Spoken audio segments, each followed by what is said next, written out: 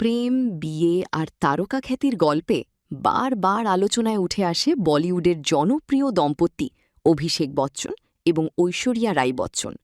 ২০০৭ সালের ২০ এপ্রিল শুরু হয়েছিল তাদের দাম্পত্য জীবন। দেখতে দেখতে পেরিয়ে গেছি ১৯ বছর। এত দীর্ঘ সময়ের পথচলায় নানা গুঞ্জন এলেও তাদের সম্পর্ক ঘিরে ভক্তদের আগ্রহ এতটুকুও কমেনি। তাদের বিয়ে ছিল সে সময়ের অন্যতম আলোচিত হাই প্রোফাইল আয়োজন। অমিতাভ বচ্চনের বাসভবন, জলসা ও প্রতীক্ষা ঘিরেছিল গণমাধ্যম ও ভক্তদের উপচে পড়া ভিড়। যদিও তখন সামাজিক যোগাযোগ মাধ্যম এতটা শক্তিশালী ছিল না, তবুও এই বিয়ের প্রতিটি মুহূর্ত জানতে আগ্রহ ছিল সবার।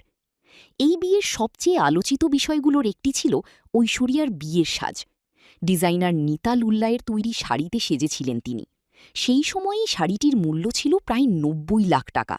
সোনা ও হীরার ভারী গয়নায় সজ্জিত এই লুক আজও বলিউডের অন্যতম আইকনিক ব্রাইডাল স্টাইল হিসেবে বিবেচিত। শুধু তাই নয়, শ্বশুরবাড়ি থেকে পাওয়া মঙ্গলসূত্র, যা উপহার দিয়েছিলেন জয়া বচ্চন ও অমিতাভ বচ্চন, সেটিও আলোচনায় ছিল। এর মূল্য নিয়েও নানা আলোচনা রয়েছে, যা কোটি টাকার কাছাকাছি বলে ধারণা করা হয়। এই জাঁকজমকপূর্ণ বিয়ের পিছনে ছিল এক সুন্দর প্রেমের গল্প।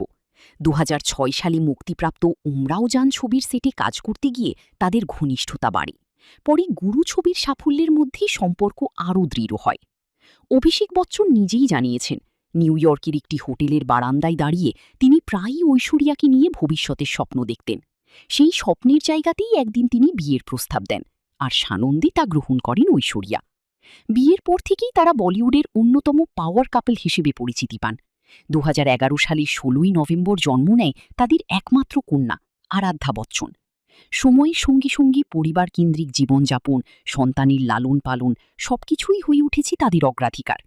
যদিও মাঝে মধ্যে বিচ্ছেদের গুঞ্জন শোনা গেছে, তবে সাম্প্রতিক সময়ে একসঙ্গে বিভিন্ন অনুষ্ঠানে উপস্থিত হয়ে সেই জল্পনাকে অনেকটাই উড়িয়ে দিয়েছেন এই তারকা দম্পতি। তাদের বিবাহবার্ষিকী উপলক্ষে সামাজিক যোগাযোগ মাধ্যমেও ভক্তদের উচ্ছ্বাস চোখে পড়ছে। অনেকেই পুরনো ছবি শেয়ার করে শুভেচ্ছা জানাচ্ছেন প্রিয় এই জুটিকে।